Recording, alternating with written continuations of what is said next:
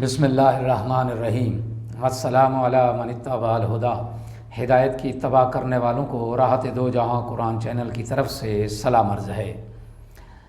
تمام تعریفیں اس پروردگار کے لیے ہیں جس نے ہمارے لیے تجارت کو حلال اور سود کو حرام قرار دیا ہے۔ لاکھوں درود و سلام ہوں محمد و آل محمد پر۔ صاحبان ایمان سامعین کرام، ہمارے آج کے سبق کا موضوع ہے سورہ بقرہ کی آیت نمبر 276 اور 277۔ تو آئیے پروردگار کے پاک نام سے ہم اپنے سبق کا آغاز کرتے ہیں۔ بسم اللہ الرحمن الرحیم۔ یمحق اللہ الربا ویربی الصدقات واللہ لا یحب کل کفار اثیم۔ آیت نمبر 277۔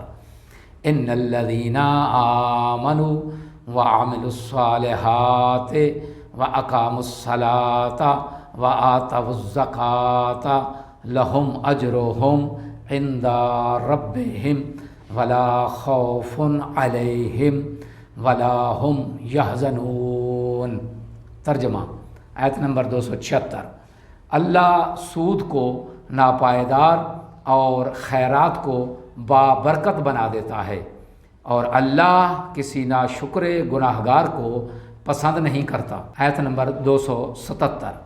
البتہ جو لوگ ایمان لے آئیں اور نیک عمل بجا لائیں، نیز نماز قائم کریں اور زکوٰۃ دیں، ان کا اجر ان کے رب کے پاس ہے، اور ان کے لیے نہ تو کوئی خوف ہوگا اور نہ ہی وہ رنجیدہ ہوں گے۔ آیت کی تفسیر۔ اگر پورے انسانی معاشرے پر سود اور صدقات کے اثرات کا موازنہ کیا جائے تو معلوم ہوگا کہ محدود نگاہ رکھنے، خصوصاً اغیار کی طفیلی سوچ رکھنے والوں کے خیال کے خلاف ترقی اور پیش رفت کا راز خیرات میں مضمر ہے، جبکہ سودی نظام کا نتیجہ فقر اور تنگ دستی ہے۔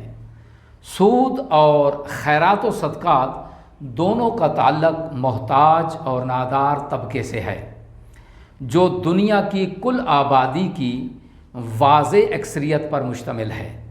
یعنی یہ تیسری دنیا کا مسئلہ ہے جسے سود کے ذریعے غربت اور افلاس میں محبوس رکھا گیا ہے۔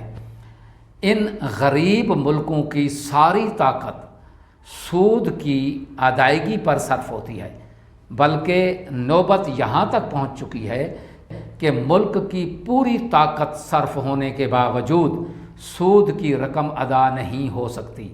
چنانچہ سود کی ادائیگی کے لیے مزید سودی قرضے اٹھائے جا رہے ہیں، اور ملک کی بے جان معیشت پر مزید ضرب لگائی جا رہی ہے۔ سودی نظام سے سرمایہ داروں کے خلاف غریبوں میں نفرت، عداوت اور بدگمانی پیدا ہوتی ہے۔ ان مٹھی بھر استحصالیوں کے خلاف جذبہ انتقام ابھرتا ہے۔ اس طرح فساد اور اضطراب کا دائرہ وسیع ہو جاتا ہے، جبکہ صدقہ اور خیرات، رحم دلی، ہمدردی، محبت، بھائی چارے، ہم آہنگی اور اتحاد و یگانگت کی ایک پرامن فضا وجود میں لاتے ہیں، جس سے پیداوار میں اضافہ ہوتا ہے اور دولت اور ثروت کی منصفانہ تقسیم سے ہر شخص مطمئن ہوتا ہے۔ اس طرح باہمی تعاون بڑھتا ہے اور معاشرہ اپنی ضرورت خود پیدا کرتا ہے، نیز لوگ اپنے ملک کی دولت سے خود استفادہ کرتے ہیں۔ اگر لوگ سود جیسے غیر اسلامی اور غیر انسانی ظالمانہ نظام کو ترک کرتے تو سرمایہ کا ارتکاز چند لوگوں کے ہاتھوں میں نہ ہوتا، بلکہ دولت کی عادلانہ تقسیم ہو جاتی، جس سے ملکی پیداوار میں اضافہ ہوتا اور نعمتیں وافر ہو جاتی۔ ان دونوں آیات میں بیان ہونے والا اہم نقطہ صرف ایک ہی ہے، اور وہ یہ ہے کہ اسلام کا اقتصادی نظام پیداوار میں اضافے اور امن و خوشحالی کا ضامن ہے۔